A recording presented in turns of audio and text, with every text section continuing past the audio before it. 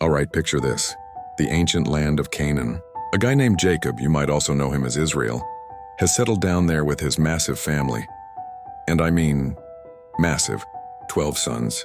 And this is where our story kicks off with one of them in particular. The second youngest, a 17-year-old named Joseph. Now, Joseph wasn't just any teenager.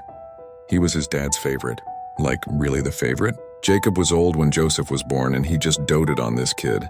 To show everyone just how special Joseph was, Jacob gave him this incredible multicolored coat. A designer robe, basically. You can imagine how well that went down with his 10 older brothers.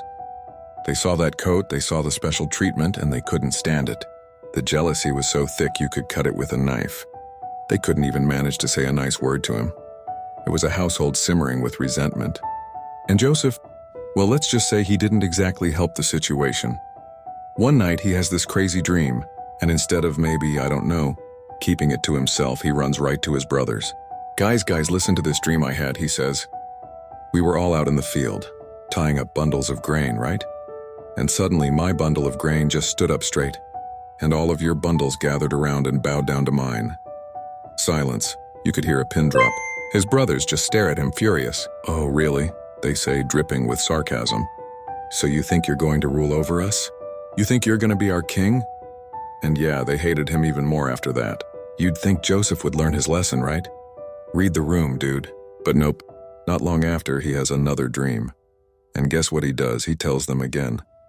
Listen, he says, I had another dream. This time I saw the sun, the moon, and 11 stars, and they were all bowing down to me. This time he even tells his dad. And Jacob, who loves him more than anything, even he's like, whoa, hold on a second, son, what is this?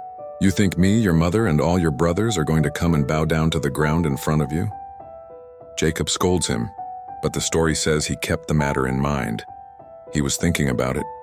His brothers, though? They weren't thinking. They were just jealous, consumed by it. The dreamer in his fancy coat had pushed them too far. They saw him not as a brother, but as a threat, a privileged kid who thought he was better than all of them. These dreams, whether they were from God or just a teenager's ego, had lit a fuse. And that fuse was about to lead to an explosion that would change their family and the course of history forever. They just didn't know it yet. All they knew was that something had to be done about Joseph and his dreams.